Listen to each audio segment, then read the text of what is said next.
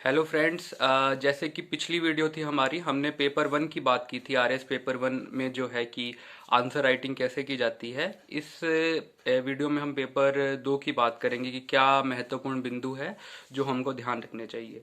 उससे पहले एक महत्वपूर्ण बात कि आज 22 दिसंबर है, राष्ट्रीय गणित दिवस है। तो हम जो श्रीनिवास रामानुजन हैं उनको नमन करते हैं। और एक जैसे बिट्स पिलानी में भी हमारे एक हॉस्टल का नाम श्रीनिवास रामानुजम पे था। और इनकी जीवनी पे भी एक बुक लिखी हुई है, अगर आपको कभी समय मिले तो आप उसको पढ़ें।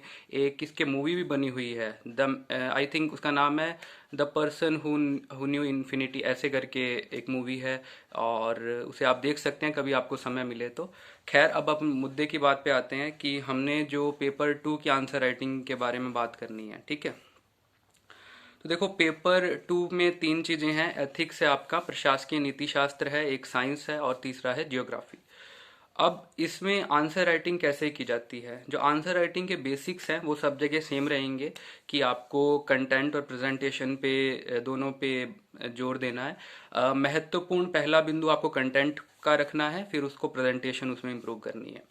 अब सब्जेक्ट स्पेसिफिक अगर हम बात करते हैं तो जैसे कि प्रशासकीय नीति शास्त्र है जिसको हम एथिक्स कहते हैं। अब एथिक्स में क्या महत्वपूर्ण बिंदु हमको ध्यान रखने चाहिए एक आंसर लिखते समय। देखिए, एथिक्स जो है एक जो सब्जेक्ट है वो कह सकते हैं ह्यूमैनिटीज, मतलब फिलॉसफी और ह्यूमैनिटी की तरफ का सब्जेक्ट है। तो इसका जो एग्जामिनर होता है या इसका जो कह सकते हैं विद्वान होता है, तो उसका जो अप्रोच होती है उसको हमको ध्यान में रखना है। तो इसमें जो बेसिक डेफिनेशंस होती हैं वो हमको पता होनी चाहिए, वो हम मिल जाती हैं हमें। लेकिन सबसे महत्वपूर्ण बात इसमें ये है कि हम इसमें एग्जाम्पल्स क्या ऐड करते हैं, और एग्जाम्पल्स ही हमारे आंसर को बेहतर बनाते हैं। तो हमको अच्छे एग्जाम्पल्स इसमें ऐड करने हैं। जैसे कि कांट का जो सिद्धांत है वो सबको पता है, सब लिखेंगे, लेकिन उसका अगर आपके पास कोई यूनिक एग्जाम्पल होगा तो आपके आंसर को वो अलग बनाएगा। एक बात ये हो गई। दूसरी बात यह है कि आपको कुछ कोट्स भी इकट्ठा कर सकते हैं आप। कुछ कोई दार्शनिक होते हैं जैसे, उनके कोट्स इकट्ठा कर सकते हैं। कोई नैतिक चिंतक हैं, उनके कोट्स इकट्ठा कर सकते हैं। तो ऐसे कोट्स कई बार अ, देखो, एथिक्स में दो प्रकार के क्वेश्चन पूछे जाते हैं। एक तो फैक्चुअल क्वेश्चन होता है जो डायरेक्ट होता है, मतलब सब सब्जेक्ट में ऐसे ही होता है। एथिक्स में भी जैसे फैक्चुअल क्वेश्चन है, उसका आंसर तो आपको सीधा लिखना पड़ेगा, उसका आंसर जो होगा वो आप लिखोगे। लेकिन कुछ क्वेश्चन होते हैं एक्सप्लेनेशन वाले, जैसे कि कोई आपको एक लाइन दे दी जाती है, उसको एक्सप्लेन करना होता है। तो उसको जब आप एक्सप्लेन करते हैं तो उसमें आप दो तीन चीज़ें हैं। एक तो आप उसका अर्थ लिख सकते हैं कि उससे आप क्या समझते हैं। दूसरा, आप उसमें एग्जाम्पल्स ऐड कर सकते हैं कि ऐसी जो जो उसमें स्टेटमेंट दी गई है उससे संबंधित कोई एग्जाम्पल अगर आपको पता है तो। तीसरी बात, उसको उसको मतलब अपना जो भी आपने तर्क दिया है उसको सॉलिड करने के लिए आप किसी दार्शनिक का, किसी जो विद्वान है उसका कोट उसमें ऐड कर सकते हैं। तो वो कोट जो होता है वो आपकी बात को बल प्रदान करता है। तो ये तीन चीज़ें आप एथिक्स में आंसर राइटिंग में ध्यान रखें। और एथिक्स में एक चीज और आपको ध्यान रखनी है कि जो संविधान है, संविधान की चीजें जैसे कि प्रस्तावना है, मूल कर्तव्य है, नीति के निर्देशक तत्व हैं, और सेकंड एआरसी की जो फोर्थ रिपोर्ट है। अब सेकंड एआरसी की फोर्थ रिपोर्ट पढ़ने नहीं बैठना है, लेकिन उनमें से कुछ रिकमेंडेशन, इंपॉर्टेंट पॉइंट्स जो है वो आप कहीं पे एक पेज पे नोट कर सकते हो।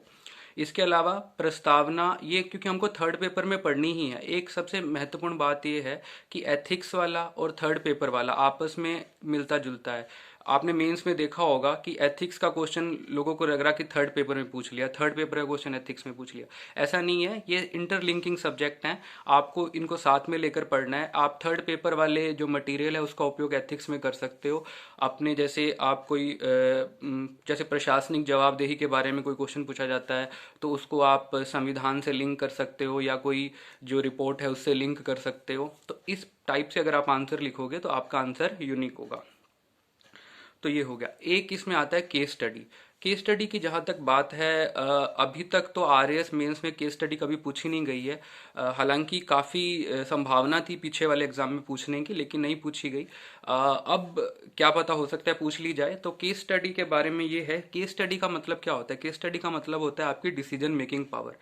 अब डिसीजन मेकिंग पावर में ये होता है कि केस स्टडी का फायदा ये है कि आपको आधा उत्तर तो आपका क्वेश्चन में ही दिया होता है, आपको बस उसको प्रेजेंट करना है। क्वेश्चन देखो, डिसीजन मेकिंग क्या होती है कि आपके पास इनपुट्स होते हैं, उन इनपुट्स के आधार पे आपको कोई आउटपुट या डिसीजन मेक करना होता है। इनपुट्स आपको क्वेश्चन में दिए हैं, बस आपको सेग्रीगेट करना है, उनको वर्गीकृत करना है कि कोई भी डिसीजन है तो उसको आपको इसमें, क्योंकि डिटेल में भी हम बना सकते हैं लेकिन हम शॉर्ट में बना रहे हैं तो थोड़ा मैं जल्दी में बता रहा हूँ इसको। तो आप जैसे कोई क्वेश्चन है उसमें आप अलग अलग जो स्टेक होल्डर्स होते हैं उसके अकॉर्डिंग आप उसमें आंसर में लिखें कि इस स्टेक होल्डर के अनुसार क्या हो सकता है।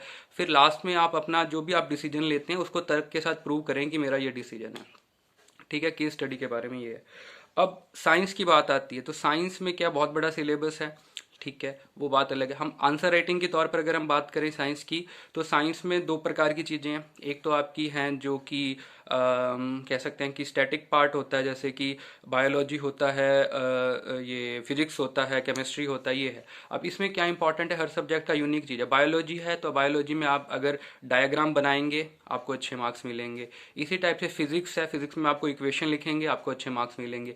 इसी प्रकार केमिस्ट्री है, केमिस्ट्री में आप रिएक्शन लिखेंगे तो आपको अच्छे मार्क्स मिलेंगे। तो ये हर सब्जेक्ट की अपनी एक यूनिक पॉइंट्स होते हैं।